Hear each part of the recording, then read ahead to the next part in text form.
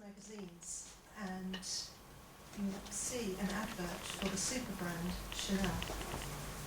And Chanel, from very humble beginnings, has really created such a big story, and as I say, it's such a huge super brand. Back in 1883, when Gabrielle Chanel, who started the brand, when she was born, she came from very, very humble beginnings. And her mother died when she was 11. And as many people who seem to start from very difficult beginnings, seem to find something within themselves that just gives them the motivation and determination and drive to just do something very special for themselves. And Gabrielle, her father left her when, just after her mother died at 11, her father left her, and she was living in a monastery and was being brought up by the local nuns in Augustine in France.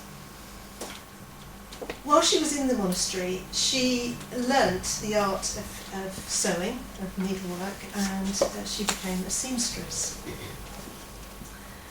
Of course, at that time, women were dressed in whalebone corsets and big flowing skirts, and probably wearing a bird's nest type of hat.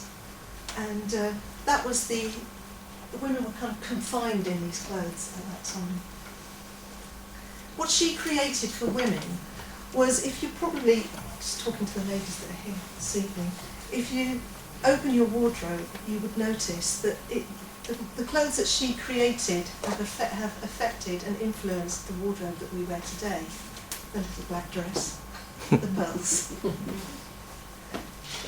the handbags, with the very famous interlinked C, the Chanel logo, with the certificate of authenticity inside.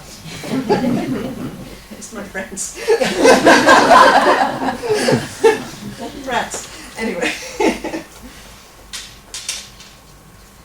But what she created for women was just made such a difference to lives.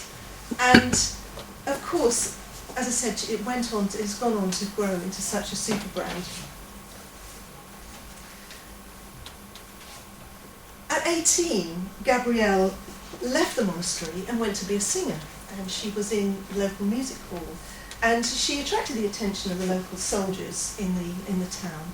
And there were two songs that she could sing, and one was imitating the crow of a cockerel, and the other one was to do with a little girl who lost a dog called Coco, and this little girl was calling for her dog. And with the call of the cockerel and the calling the name of the dog Coco, that's how she became known, Coco Chanel. So Coco Chanel was born at that time. She had a bit of a penchant for rich and influential men, and she got involved with a lot of men who had a lot of money and could help her in her life. One particular man who was the love of her life was Captain Arthur Edward Boy Capel. Now, Boy Capel was a polo player, so he was out on polo field on horses, and she noticed the clothes he was wearing for polo and the soft jersey fabrics, the very nice soft jersey fabric, obviously comparing it to the very kind of stiff, starchy, corseted clothes that women wore at that time. And she started cutting up his clothes and making them into garments for her, so she made a stripy top that's very famous for Chanel, or flowing trousers, and that's how she started to create these fashions for women. And Boy Capel helped her to open her first business in 1910, so that's 100 years ago now. And it was a hat shop. And she opened the hat shop, and she was creating hats more like the kind of styles that we would wear today, as opposed to the big creations that women used to wear. Well, sadly, 4 years later, Boy Capel got killed in a car crash. And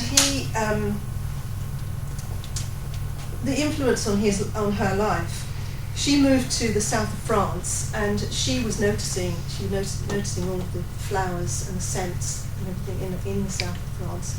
And with that, she created Chanel No. 5 perfume. And apparently No. 5 was her lucky number. And that's why it's called No. 5. And in her apartment, and the part of the history of the apartment in Paris is that it always smells of Chanel No. 5. There was always, everything that she had smelled of Chanel No. 5. It was obviously her favourite scent. She also got involved with the Duke of Westminster, the second Duke of Westminster. And she spent a lot of time in London. And next time you're in Mayfair, if you're walking down the streets of Mayfair, you might notice there's some old lampposts that have got the little linked Chanel logo on it, and there's still some in existence today. So when you're in Mayfair, have a look. So she created jackets, she created handbags, she created the trousers, she made suntans very fashionable, lipstick, makeup. She really did do quite a lot for women. And she, all of the clothes that she made, very kind of, the classic Chanel jacket, you would find if you were to look inside it, they've always got a chain sewn in the bottom of them, which makes it hang so beautifully. And then every pocket is a real pocket, every buttonhole is a real buttonhole. She believed that everything should be there for a purpose. So I'm hoping that one day, when I do build my business up from my learning the skills at Toastmasters, I can actually buy myself a bag like this and my Chanel jacket. But for the meantime, I'll make do with what I've got. Thank you.